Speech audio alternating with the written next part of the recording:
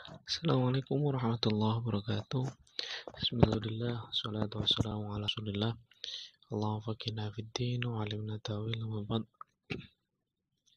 Baik, materi kita kali ini adalah tentang pembagian hadis berdasarkan tempat penyandarannya. Atau bisa juga disebut sebagai hadis berdasarkan kepada siapa hadis tersebut disandarkan atau dinisbatkan. Oke, kita langsung mulai saja. Jadi, hadis berdasarkan siapa yang sumber hadis tersebut, kepada siapa hadis tersebut dinisbatkan, itu dibagi menjadi 4 ya. Ada hadis qudsi, ada hadis marfu, ada hadis mauquf, dan hadis maqtu. Hadis qudsi sendiri nanti disebut sebagai hadis rabbani, juga disebut sebagai hadis ilahi. Oke, kita mulai dari yang pertama. Ada hadis qudsi dan hadis marfu. Qudsi secara bahasa dari lafadz qadasa yang berarti suci, atau qudsi dari lafadz al-Quds kemudian diberi ya nisbah menjadi qudsi, artinya bersifat suci. Ini melihat karena sumber dari hadis tersebut adalah zat yang maha suci, disebut sebagai hadis qudsi. Hadis qudsi adalah hadis yang diriwayatkan oleh Nabi SAW kepada kita, yang disandarkan kepada Allah. Jadi Rasulullah SAW di situ sebagai seorang rawi, bukan sebagai sumber dari hadis ini, karena sumbernya adalah Allah Subhanahu Wa Taala. Kemudian sedangkan hadis marfu adalah secara bahasa merupakan isim maf'ul dari lafadz rafa'a yarfa'u, yang mana artinya adalah tinggi. Diberi nama marfu karena sumber di sini adalah manusia yang makomnya paling tinggi, Rasulullah Shallallahu Alaihi Wasallam, manusia yang makomnya paling tinggi di sisi Allah Subhanahu Wa Taala. Hadis marfu adalah sama seperti definisi hadis yang pernah kita ketahui ya. Jadi segala sesuatu yang disandarkan kepada Nabi Muhammad SAW, entah perkataan, entah perbuatan, entah takrir, sifat, dan lain sebagainya. Entah itu hadisnya muttasil yang bersambung ataupun yang munqati. Sebelumnya sudah pernah kita pelajari tentang muttasil dan munqati, hadis-hadis yang dhaif yang sebelumnya itu. Kalau muttasil berarti sanadnya bersambung sampai Rasulullah. Kalau munqati berarti ada sanad yang terputus atau sanad yang tidak disebutkan, salah satu rawi yang tidak disebutkan dalam sanad. Oke, contoh dari hadis qudsi misalnya Nabi Dzar radhiyallahu anhu Nabi sallallahu alaihi wasallam fima rawa 'anillahi subhanahu wa ta'ala annahu qala ya ibadi inni haramtu dzulma 'ala nafsi wa ja'altukum muharraman fala tudzalimu. Allah mengharamkan kita untuk saling menzalimi. Nah, di sini poin utamanya adalah anin nabi anillah. Jadi Nabi Muhammad SAW menyandarkannya, meriwayatkannya dari Allah, sehingga hadis ini dihukumi sebagai hadis qudsi karena sumbernya adalah Allah Subhanahu wa Ta'ala. Selanjutnya contoh hadis marfu adalah an Nabi Musa al-Asy'ari qala Rasulullah sallallahu alaihi wasallam al-mu'minu lil mu'minin kal bunyan yashuddu ba'dahu ba'dan, rawahu Tirmidzi. Di sini poin utamanya adalah ada qala Rasulullah, yang mana setelah qala Rasulullah tidak ada anillah, tidak ada dari Allah, sehingga hadis ini bersumber atau disandarkan kepada Nabi Muhammad SAW itu sendiri. Nah, ini contoh dari hadis qudsi dan hadis marfu. Oke, kita lihat sigot-sigot yang digunakan dalam hadis qudsi. Dalam hadis qudsi misalnya sigot atau bentuk lafadz yang biasanya digunakan sehingga kita dapat melihat atau mengatakan bahwasanya ini adalah hadis qudsi. Yang pertama sigotnya qala Rasulullah. Jadi Rasulullah mengatakan bersabda fima yarwihi anillah, dari apa yang beliau riwayatkan dari Allah. Di situ ada lafadz fima yarwihi anillah. Ini sigot yang pertama yang sering dipakai. Atau qala Rasulullah sallallahu alaihi wasallam an rabbihi subhanahu wa ta'ala. Atau Rasulullah bersabda yang mana dari Tuhannya, ya Allah Subhanahu wa Ta'ala. Ini lafadz yang biasanya digunakan, lafadz kedua yang biasanya digunakan. Atau lafadz lain misalnya qala Allahu azza wa jalla fi ma rawahu anhu Rasulullah sallallahu alaihi wasallam. Allah berfirman yang mana firmannya diriwayatkan oleh Nabi Muhammad SAW. Jadi hadis qudsi ini adalah sumbernya dari Allah yang mana ini bukan termasuk daripada Al-Quran. Oke, itu diantara siqot-siqot dan lafat-lafatnya. Nah, sedangkan kalau hadis marfu sendiri nanti ada hadis fi'li, ada hadis qauli, ada hadis takriri, ada hadis wasfi. Yang fi'li misalnya contohnya adalah qala sahabi, salah ada golongan sahabat yang mengatakan fa'ala Rasulullah sallallahu alaihi wasallam kada. Rasulullah pernah melakukan ini. Rasulullah lewat sini misalnya. Rasulullah mengangkat kedua tangannya ketika ini. Nah, ketika perbuatan atau kegiatan Rasulullah itu diceritakan oleh sahabat, hadis ini menjadi hadis marfu yang fi'li, yang bersifat perbuatan. Sedangkan yang qauli misalnya qala sahabi au ghairuhu qala Rasulullah sallallahu alaihi wasallam kada. Rasulullah mengatakan hal ini. Ketika ada lafaz Rasulullah bersabda, Rasulullah mengatakan ini, maka hadis marfu tersebut menjadi hadis marfu yang qauli. Oke.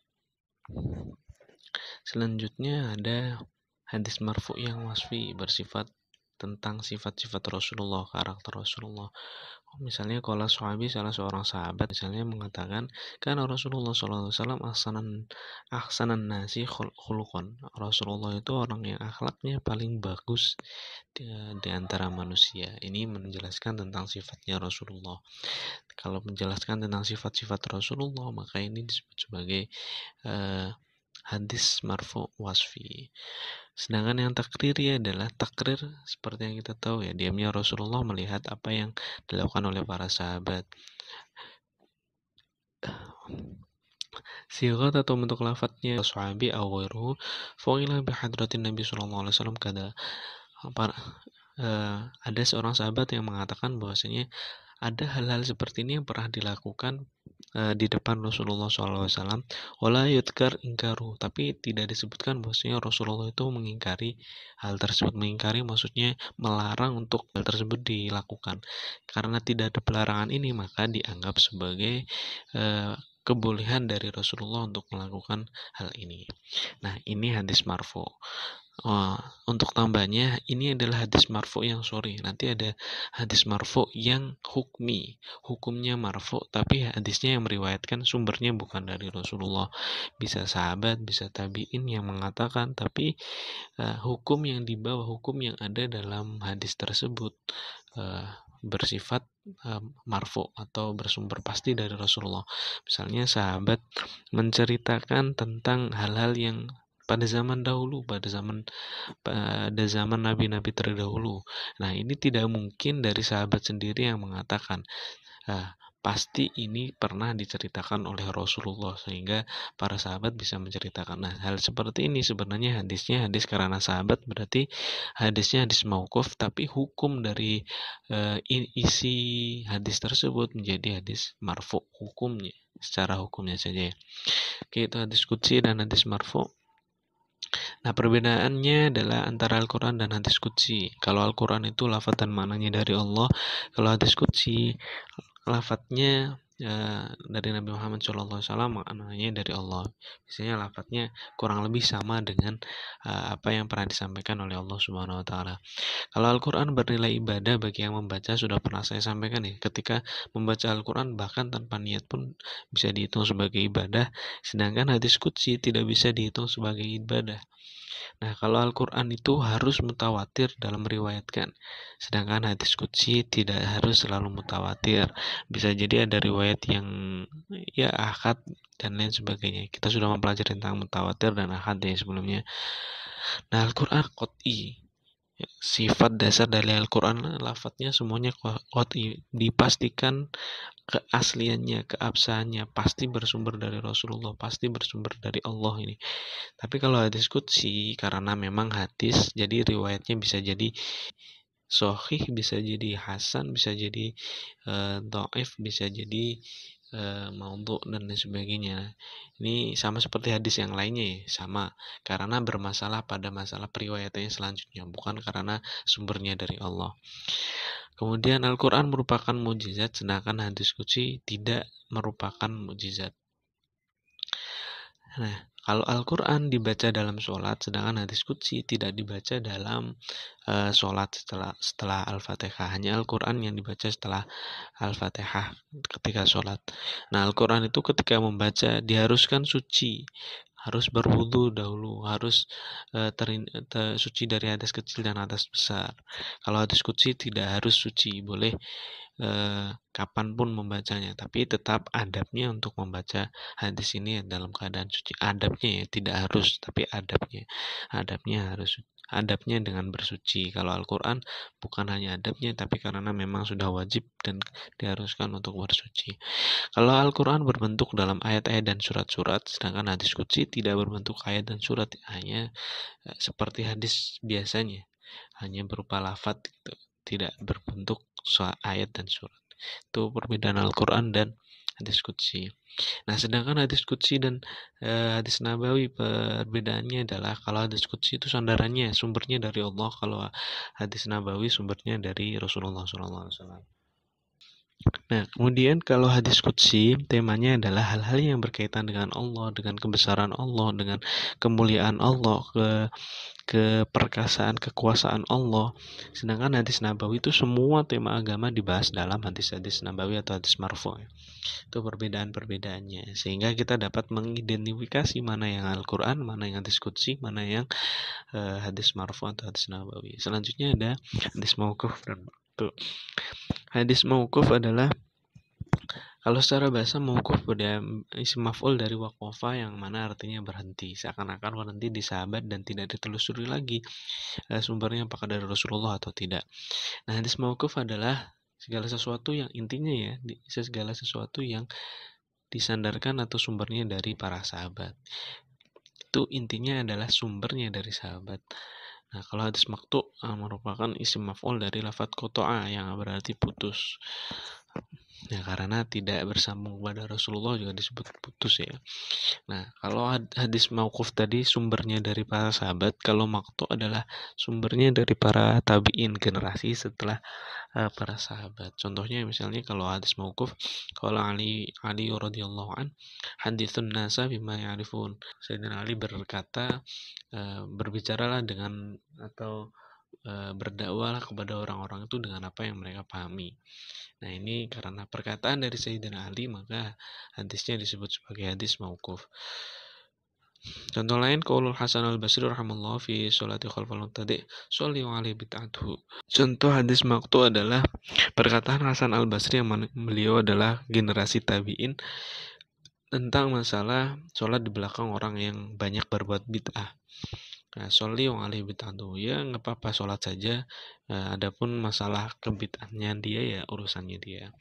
Ini karena perkataan Hasan al-Basri masih, maka hadisnya disebut sebagai hadis maqtu. Ya, hadis mauquf bentuk-bentuk lafadznya ada yang hadis fi'ali. Contohnya misalnya Imam Al-Bukhari mengatakan wa amma Ibnu Abbas wa huwa mutayammim.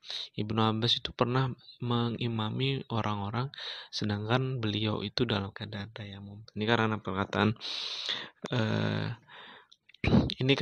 perkataan Imam Bukhari yang mana menerangkan tentang apa yang pernah dilakukan Ibnu Abbas, maka hadisnya disebut sebagai mauquf fi'li karena yang melakukan adalah sumbernya adalah sahabat. Ibnu Abbas generasinya sahabat ya. Mauquf qauli dikatakan oleh para sahabat. Qala rawi, contoh yang tadi ya, qala Ali radhiyallahu anhu haditsun nasa bima ya'rifun, yang tadi sudah saya jelaskan. Ada juga mauquf takriri.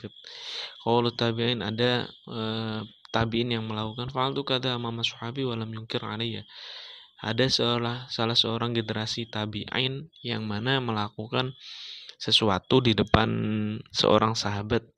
Kalau udah sahabat berarti otomatis ulama biasanya.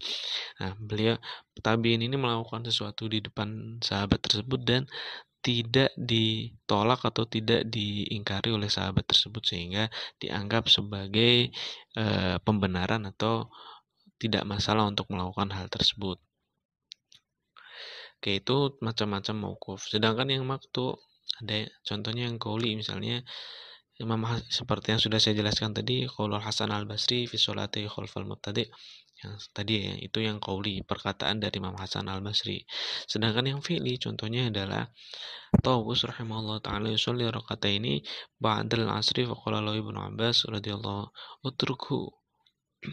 Jadi ini bisa mauquf takriri, bisa contohnya ya, kebetulan ini contohnya bisa mauquf takriri, bisa maqtu' fi'li. Adalah Tawus pernah, yang mana beliau Tawus ini adalah seorang tabi'in yang melakukan sholat 2 rakaat setelah asar, kemudian dilarang eh, oleh sahabat, yang mana sahabat tersebut adalah Ibnu Abbas. Nah, hal yang dilakukan oleh tabi'in ini yang kemudian dilarang ini menjadi sebuah hadis yang disebut hadis maqtu'. Nah, itu adalah hadis maqtu' dan macamnya. Nah, tambahannya, hadis itu ada yang bersifat makbul, ada yang bersifat mardud. Kalau makbul hadisnya berarti bisa diterima, bisa bisa dianggap sebagai hadis yang sahih, hasan, yang bisa diterima atau bisa dipercaya keberadaan yang benar-benar ada. Sedangkan hadis yang mardud, hadis yang masih diragukan apakah benar-benar bersumber dari Rasulullah atau tidak karena ada masalah-masalah tertentu. Itu hadisnya.